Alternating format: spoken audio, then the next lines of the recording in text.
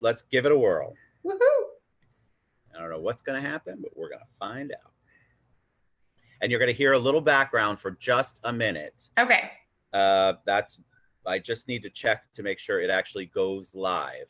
So it's a funny little thing that happens. You cue me in. I'm excited. Oh, I see you. Okay, I'm going to share it. Okay, great. Hold on. I see you too. Hey guys, we are live with the one and only Miranda Cady. I'm Hey, very, guys. very excited to have her on the show today. We are trying so hard to figure out this amazing Facebook Live scenario. I'm getting better though. Every single day, it's getting less and less time and less strenuous work on my part. There's no strenuous. I think we just seamlessly shared this video. I think it was just like, it went like that. And I see that we're on, and I can see that it looks perfectly. And if you notice, Miranda, it looks different than what this looks like. We're up and down, and it's side by side. Is it side by side? It is on Facebook. So it's fascinating how this all works. Oh, see, mine on my computer is side by side on the laptop and on Facebook. Huh. Okay. Yeah. Well, interesting. There we go. You never know what's going to happen. All right. So Miranda Cady is an old friend. She's an old friend of the TED Show. She's been a guest several times. I recently read a series of posts that Miranda did, and it just moved me. And I thought, you know what? Let's see if she wants to come on. I'm not afraid of a challenge, so sometimes I step over, but I see if she wants to come on and talk about her story a little more in depth. And so welcome back to the show.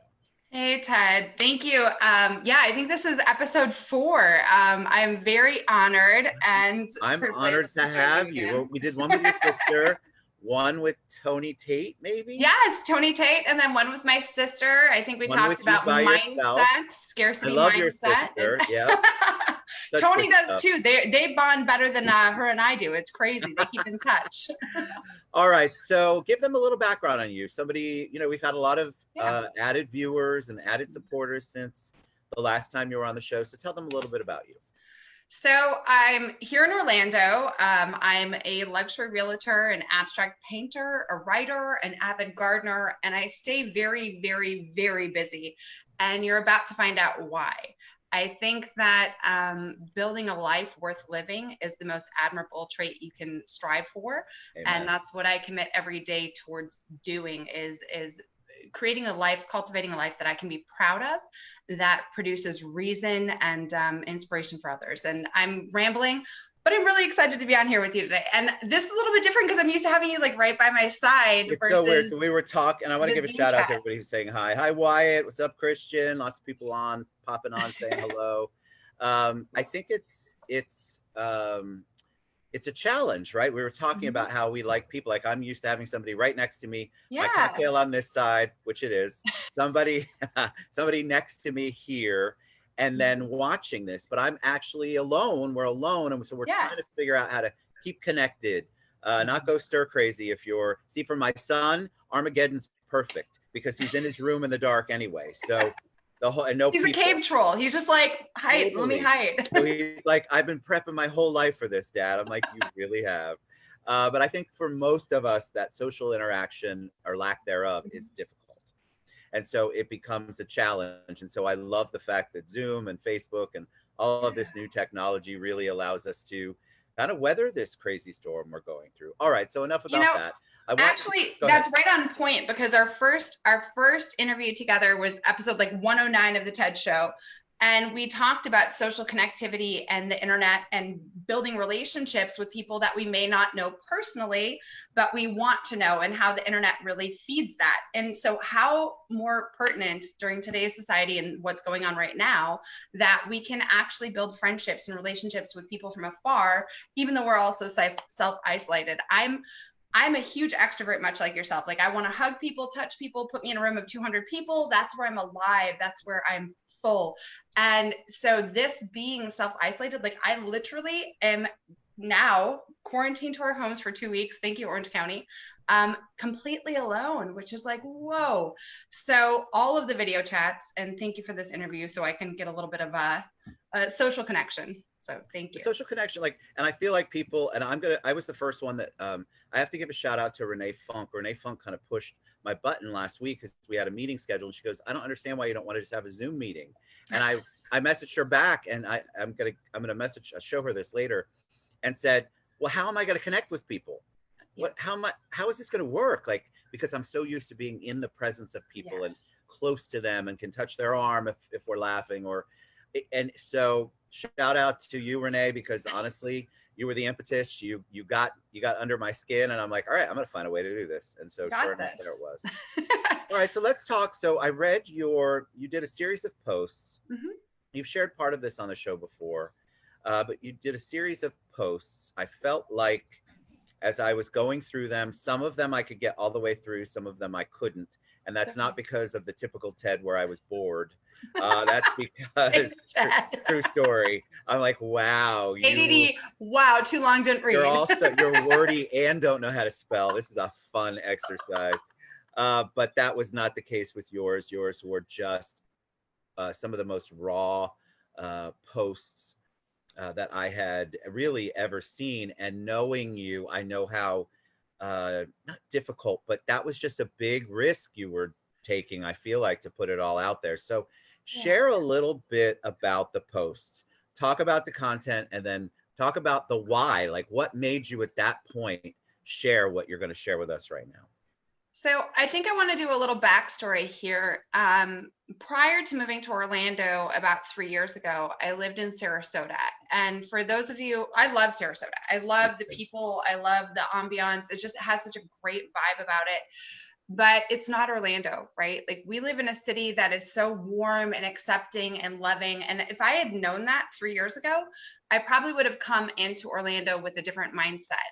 But I came into Orlando leaving Sarasota, where there's no offense to anyone that's there. They're great people, but there's a lot of judgment and persecution and one-upism, and everyone's just kind of tooth and nail cutting for their own piece of the pie. It's a lot of retired CEOs, a lot of old money. And so when I talked about my situation, I was very much faced with kind of this deer in the headlights look. You can always read judgment on someone's face. And as a self-protective measure, I decided that I didn't need to share my life story with anyone, that I could just let them get to know me as a human being, as a person. I could share myself with the world. And if they accepted me and they welcomed me into their arms and there was a camaraderie and a relationship, in time when I felt comfortable, I could share my full self with them and be accepted for who I was versus an off-the-cuff judgment. Can I tell you that until you began to share, my perception of you, my thought, my history, you know how we make up a history of someone because they're not sharing everything, was a single woman, never married, no interest in having kids, loving, but no interest in having kids. Never, ever did I get anything in the beginning of our relationship that said anything different. Okay, not crying. Oh, I'm sorry. I promised I would try not to make you cry. That was my intention, right? That was an intention when I moved to Orlando, was to cultivate that existence for myself. Not to be dishonest or disingenuous. I always answered people's questions if they asked, but I realized that when you just focus on what you're doing in life and what you're good at, people don't ask. People are very absorbed in their own life and in their own challenges. And I don't want to say self-centered, because I don't think that gives credit to the humanity of people, but we all have tasks to do. We all have jobs to do. And if I didn't bring it to the table or mention it, they didn't ask. And so I was just gifted the opportunity of evading the topic entirely for like 3 years. There are people who've known me very intimately, people I would consider to be really genuinely best friends. I'm not going to name drop, but well, I am. I feel very connected to people like Beth Hobart and Jim Hobart and Kay Rollins and Michelle Brady Palmer. Michelle Brady Palmer is like one of my biggest role models. She's like an icon of who I aspire to be. She's so elegant. She knows that. Elegant, great word for her. Yeah. And none of these people knew up until this last week or so that I'm a mother. that I have 3 beautiful children that mean the world to me. They are my driving force. They are the reason behind why I strive so hard every day. Like from the moment I wake up to the moment I go to bed, I am working. I am driven. I am either listening to something motivational on YouTube. Thank you, Les Brown and Gary Vee and all of you motivational speakers who drive me and force me to be my best self every day. Or I'm listening to like John Gary Bishop's. I don't even want to say the title of his books, but like yourself and stop doing that. I'm driven to become the type of woman that my children will respect and admire, and to not waste a single moment outside of their company, because I want them to know that everything I do is out of love for them. Every moment of the day, I'm driven to show them the why I chose to move cross country, why I chose to give them the space and time to heal and be their best selves. And I don't even really know where to go in this conversation from this. Well, I've got a question for you. So yeah. maybe I'll help direct. So you said, because just wait, before your question, let me just tell people, this is not a topic that I've really talked about in 3 years. So it's hard. It's really hard for me to be raw and authentic and just be like, hey, I'm a mom. Let's chat about this. Because how many people do you know that are cross-country parents? It's not a common thing. It's difficult for me to kind of just put it all on the table. So define that. I agree. I when I read your posts, which I will probably go back and tag as I'm thinking about that, maybe people can get to them. But when I read your post, that cross-country parenting word, you know, as a parent, I'll share, and I'm trying not to get you emotional. It's okay. I'll keep it in check. I've got my rare. Oh my God, that's worth $1 million right there. I'll probably cry though. It's just me. But as a parent, I'm reading it, and so it's painful in a way, as a parent who's here. And you used a word earlier and I can't think of what it was, but basically you're using the time when you're away from them to show them how much you love them and not wasting any of that moment. So when you say words like that, it just literally, my heart hurts. So talk about the definition of cross-country parenting and how that all came about. Because obviously when you had your 3 children, you're in your marriage, that wasn't anything in your mind ever. No, never even crossed my radar as being something I would ever encounter. I meditated a lot on this over the last week, trying to figure out what I'm supposed to say and what this, like, why I'm here with you, Ted. And when I was a stay-at-home mom with my older 2 from the time they were born until kindergarten, 1st grade age. So, I mean, literally you can talk to my friends and family. It was kind of funny. Like I set up their rooms, like little school classrooms. And even in their restroom, it had like posters from the, the anytime teacher supply, like you go to a teacher supply store, they have all the posters. Like I had I had verbs and nouns and things. I can't see, this is where I start to break down. And this is where you're going to see the raw human in me, is that when I go back to those memories, it's still so tender and so painful that my brain shuts down. And I'm usually a very articulate, eloquent woman, but this topic just kind of freezes me. And so going into that marriage, you know, I met my former husband when I was 15, young Minnesotan girl. And, you know, I was trepidatious. I did have ideas and dreams of a big life and adventurous life. And I never really actually thought I would say yes to the marriage proposal and go down that path. It really scared me. And maybe looking back in retrospect, that were some good, clean gut instinct there that I should have followed, right? Some intuition. But I was a stay-at-home mom. We did craft projects after school. We did school all day. I was like a homeschool mom. My son went into kindergarten knowing multiplication and reading at a 5th grade level. So, I mean, I really took that time seriously. I poured my heart and soul into those children, and I still do. But the choice to cross-country parent is post-divorce. We had been married for, I can't even do the math anymore. I try not to. We've been divorced now for about a decade. So that kind of gives you a scale of the timeline. But when we first entered our parenting agreement, I don't like to waste time and I don't like to waste resources. I knew that I could fight this man out in the court systems for years and spend tens of thousands of dollars on attorneys, or I could use those resources to invest in my children.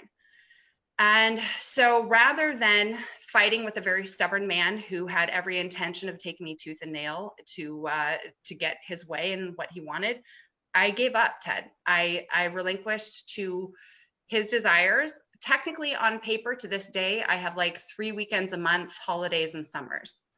And he was going to make the parenting agreement, it was going to be difficult. Well, I think genuinely, and I mean this out of love, I think that the goal and the intention at that time frame was really just to keep me in his life.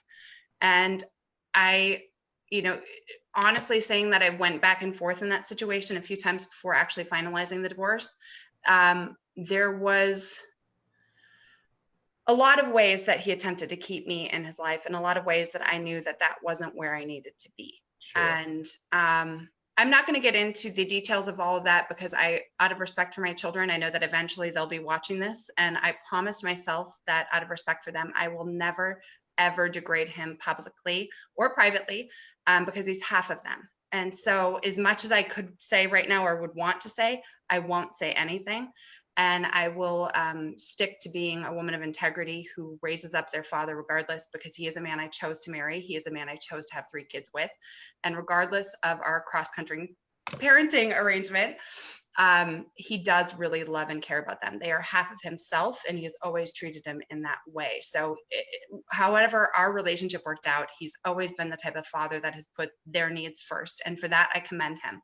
So getting back to your question, actually, you asked me why cross-country parenting. Yes, why? And yeah, so we had done during that time frame, we did the 3 weekends a month. We were, busing the kids back and forth, and I just kept watching them, and their hearts were breaking. They went from being these vibrant, passionate, lively children who were just intelligent and kind and had all these friends to just kind of wilting emotionally and wilting physically. And you just saw in them the weight of, when they weren't with dad, they missed dad when they were with mom, they missed mom when they were with dad. And it didn't matter where they were just constantly aching and not healing.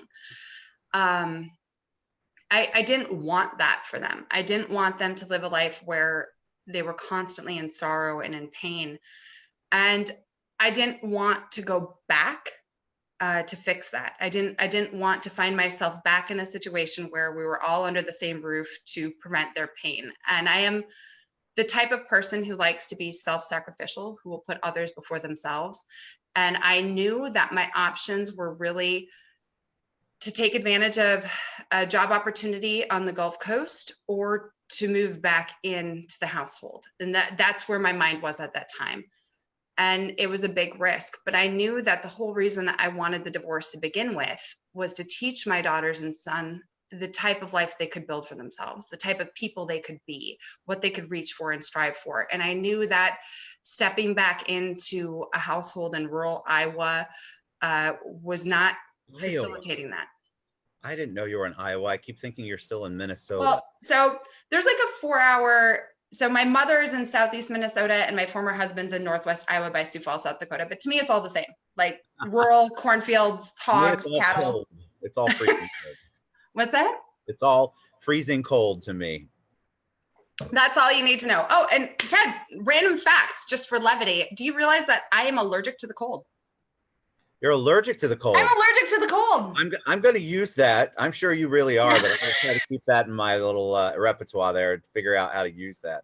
Somebody actually break out in hives. Ask my sister. Like silver dollar size hives all over my body with temperature change. It's horrible. So I had to live somewhere warm. So let me ask you again. So you decide that. Let me summarize it in my brain. Tell me if it's right. Please do, because I'm having trouble articulating. No, you're doing fantastic, but I want to make sure people get it, and I think they are. Mm-hmm. You decide that you don't want to see that back and forth anymore, and for them having the stability of one place to be was more important than you having them physically at a place all the time. Yes. Okay. That explicitly was the hardest decision I ever made in my life. And it was the biggest self-sacrifice. And for years, I mean, you talk about the pain that you feel hearing the story.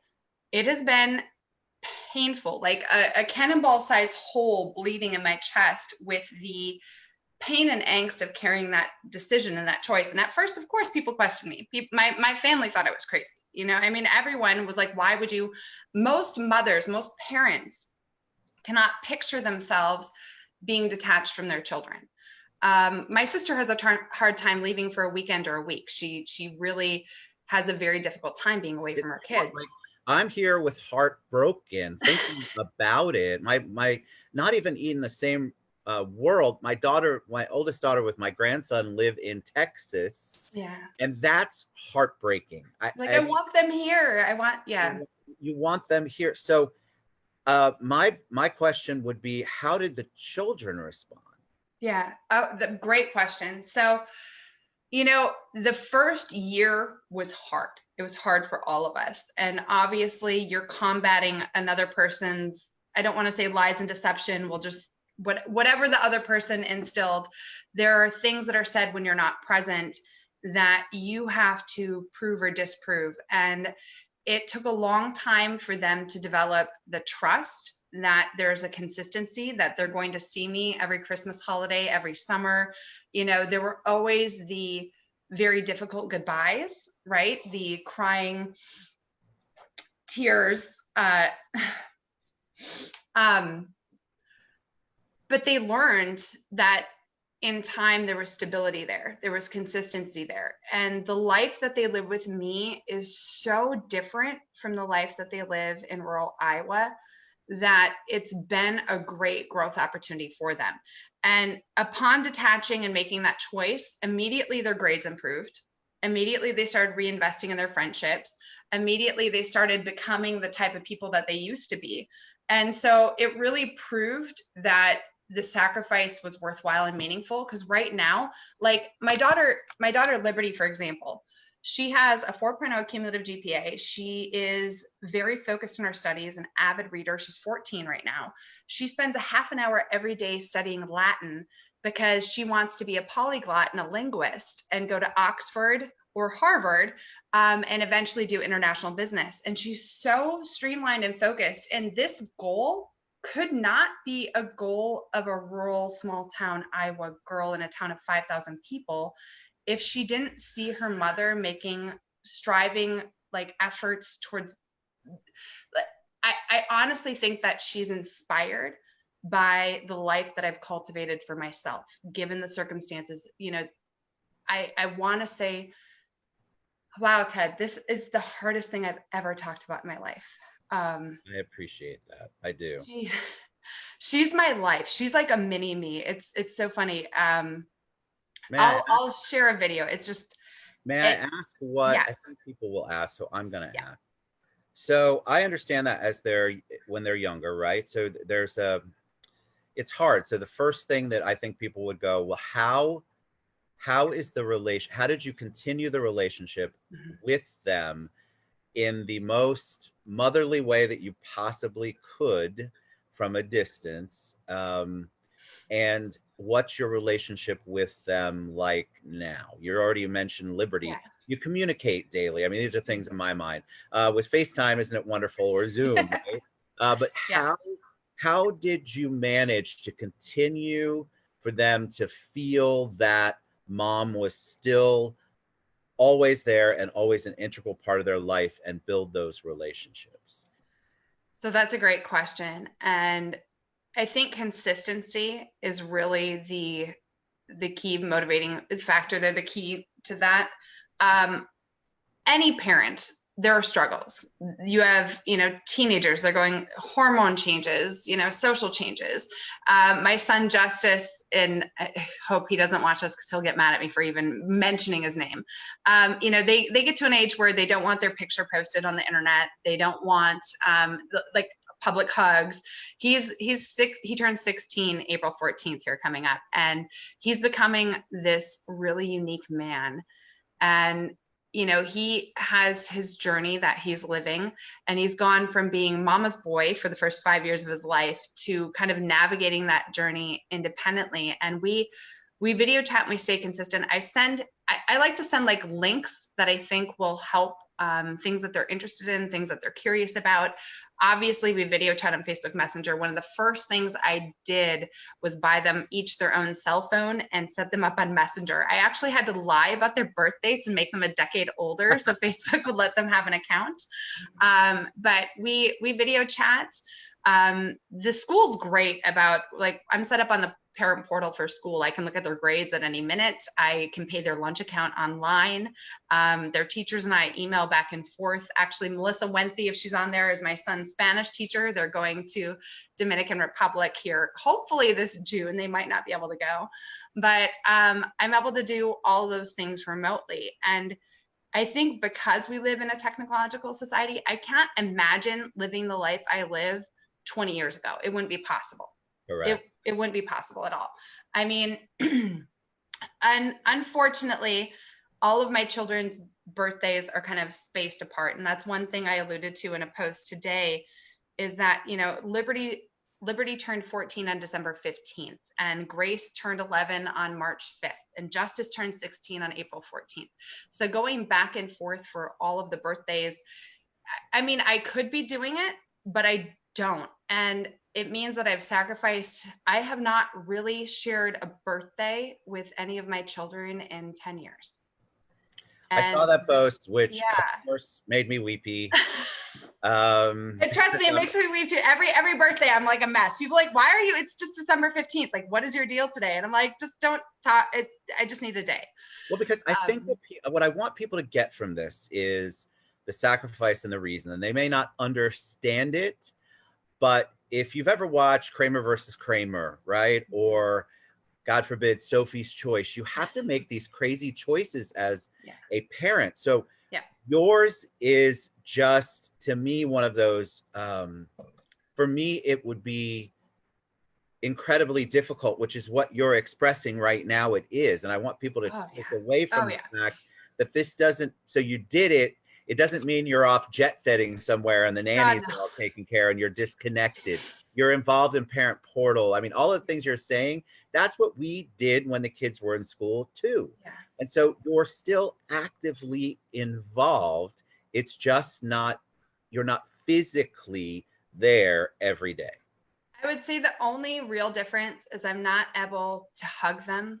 I'm not able to tuck them into bed and sing them songs, right? Like I spent some time at my sister's house, and she was able to rub her daughter's back and sing them to sleep. And she's got a phenomenal voice. Oh my gosh, she's so blessed. But to have that moment, what I really want people to take away from this, especially in this time when they're confined with their children, and it might be stressful and it might be overwhelming and they might not have a break, but don't ever take that for granted. Don't ever take for granted the fact that you get to rub your child's back and sing them to sleep. Don't ever take for granted the fact that you get to make them a snack, that you get to make them a meal, because there are people out there that would give anything to do that, anything. And you know, my hope and my dream is that my children will be better off, and that I can refocus this time to be the best grandparent and college age parent that I can possibly be, and spend as much time with them as possible.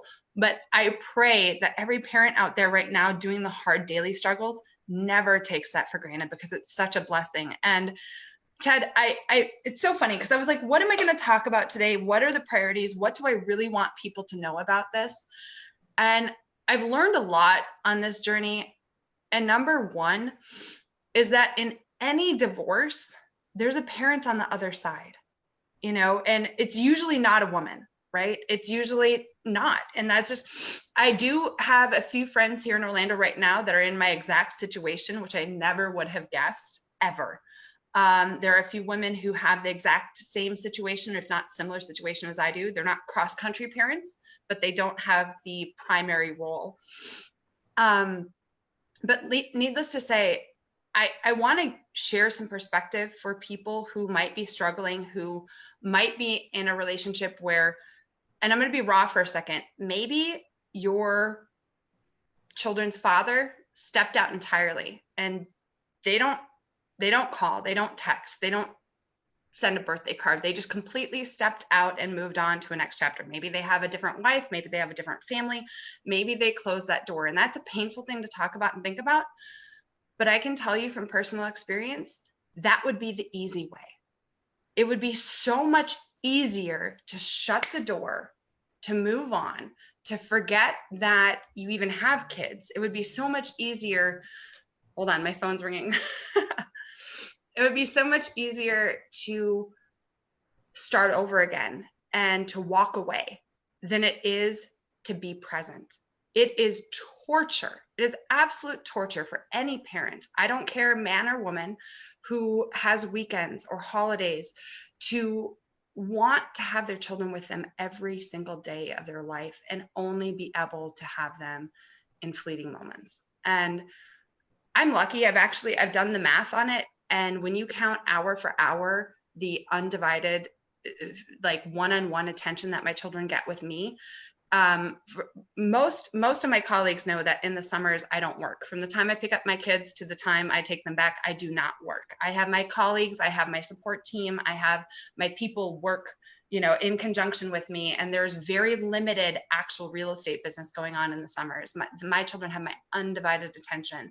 And hour for hour, I get, almost a third more time with them than my former husband, because he gets a few hours in the morning, a few hours after school, and the weekends. And so, I have to look at it that way because it gets me through, right? It gets me on.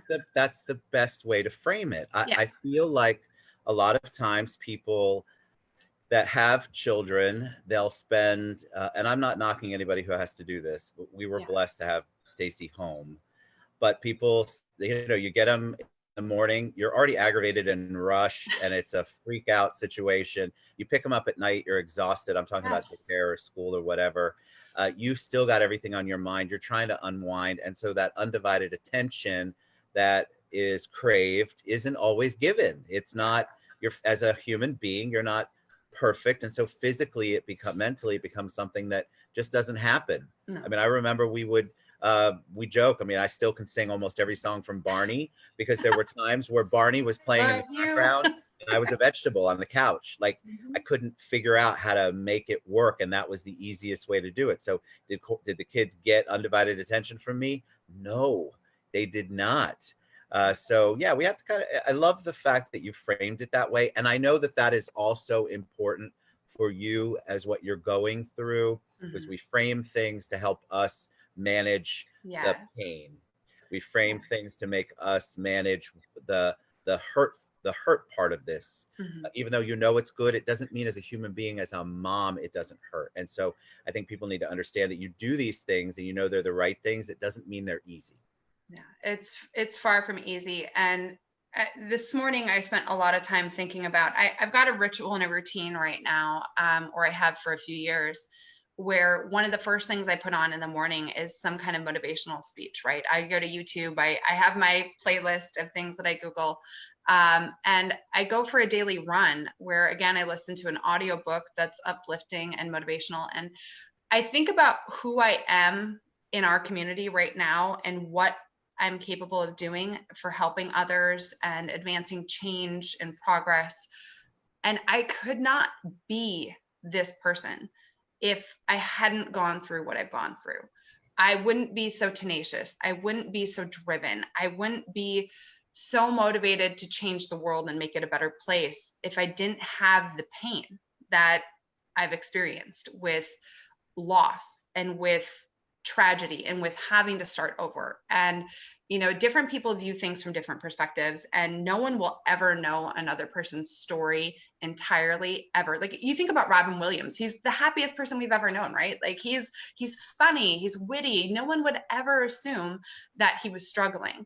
And part of the reason I'm here today, I genuinely believe that there is someone out there. It might just be one person, I don't know, but I feel like there is someone out there who's struggling, who needs to know that they matter, that they're valuable, and that no matter what it is, people will love you and accept you, even when you think they won't. Ted, I never thought that Orlando would be the type of community that it is. I never thought that I could be so warmly embraced by a tribe that I truly consider to be my own, our own. We really look out for each other. We really care about each other. We really fight for each other. And if I hadn't gone through what I'd gone through, what I have gone through, I wouldn't even be here. I would be in Northwest Iowa baking cookies after school, you know, putting apple cider on the table. And my son would probably be graduating from high school already and working on his MIT acceptance, but I would not be helping other people the way that I am today. And there's meaning there and there's purpose there. And even though it's difficult and hard for me to share the vulnerability of my story, and I can't see any of the comments on the Facebook feed right now. So there's a lot of them. So I are there? Miranda and I will get to them. It's a new world for me to have to kind of look that way. Well, and not have it in front of me scrolling. This is all new. It's okay. I'm just thinking that I want to answer other people's questions, and I want to be a mentor and a role model for people who need that support. I don't care if you're a man, a woman. I don't care if you're currently in a relationship that you wish you weren't in. I don't care if you are, you know, single trying to figure it out as a parent. I don't care if you're married in a happy marriage, but you're like, oh, my kids, they're driving me crazy. I want people to feel comfortable reaching out to me and connecting with me because there's meaning and purpose there. I have not experienced what I've experienced for nothing. And I know that. Right. I know that more than anything, that there's a reason I've had to travel this journey. There's a reason I've had to walk this path. 90% of it is my own choosing, but I really don't think that the alternative would have benefited anyone. And I don't think when you're a lost, broken human being lamenting, you know, I don't think that you can be your best self for others. And that's why I chose to move cross country. That's why I chose to be a video chat mom, is so that I could be my best self, inspire my children, be the type of person they deserve to have in their life, instead of being a broken human who saw them every weekend. That wasn't going to do them or anyone else any good. All right, you have it there, Miranda Cady and her story. We only got weepy a few times. That's good. Well, not good for me. I probably weep the whole time, but Miranda only got weepy. Thank you so much for taking the time out, for being raw, for sharing that. I 1000% know that there are people out there who are struggling that needed to hear all of this message or even part of it. And I think it's so wonderful and so amazing and so much of a sacrifice. So big kudos to you. And I just feel very humbled for you to share your story on the show. I want to end with something I think you'll think is funny, and I hope the audience will too. As you said your kids' names, in my crazy messed up mind, I said, if she says her third kid is for all, you know, liberty, justice for all, I'm going to lose my mind right here on the show. I don't know what I'm going to do. I'm going to laugh so inappropriately. So we have liberty, justice, and grace. Grace. Do you know how many times when I was pregnant with Grace, I heard that, Ted? I'm sorry. It's my mind works in the craziest way. It's okay. It's okay. You're amazing. I love you. I love the fact that you shared. God bless you. We love you guys. We'll be back a lot. If you have a story you want to share, please come on the TED Show. And if you're going through something, reach out to Miranda Cady. I promise you she's there for you. We'll talk to you soon. Mwah. Love you guys. Bye, Ted. Thank you. Bye-bye. And here we go.